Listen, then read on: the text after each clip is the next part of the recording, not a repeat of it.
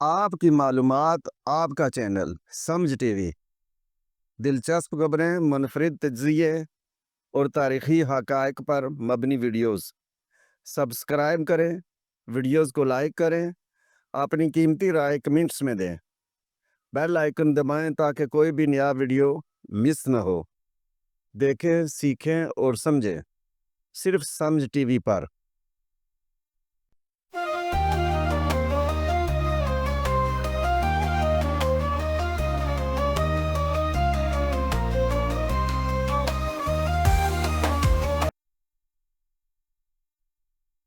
اعوذ باللہ من الشیطان الرجیم، بسم اللہ الرحمن الرحیم۔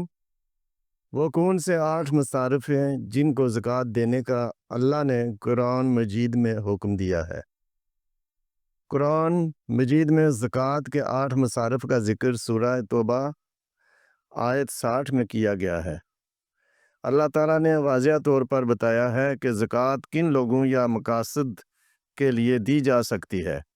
یہ 8 مصارف یہ ہیں: الفقراء، غریب، ایسے لوگ جو اپنے روزمرہ کے اخراجات پورے کرنے کے لیے بھی ناکافی وسائل رکھتے ہوں۔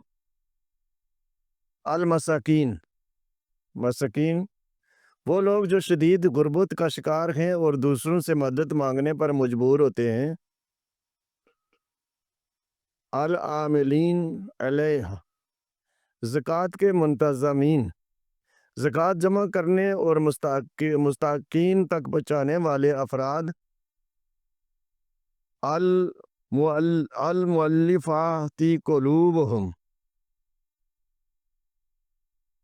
دلوں کو اسلام کی طرف مائل کرنے والے، ایسے افراد جنہیں اسلام کی طرف مائل کرنا مقصود ہو، یا نئے مسلمان جنہیں مالی امداد کی ضرورت ہو تاکہ ان کا ایمان مضبوط ہو۔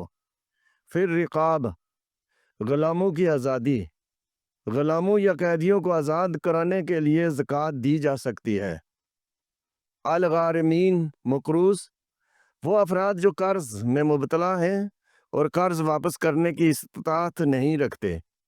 فی سبیل اللہ، اللہ کی راہ میں، اللہ کی راہ میں جہاد، دینی تعلیم و تبلیغ اور فلاحی کاموں کے لیے زکوٰۃ خرچ کی جا سکتی ہے۔ ابن السبیل، مسافر، وہ مسافر جو اپنے وطن سے دور مالی مشکلات کا شکار ہو اور واپسی کے لیے مدد درکار ہو۔ یہی وہ 8 مصارف ہیں جن پر زکوٰۃ خرچ کی جا سکتی ہے، اور ان کے علاوہ کسی اور جگہ زکوٰۃ دینا جائز نہیں ہے۔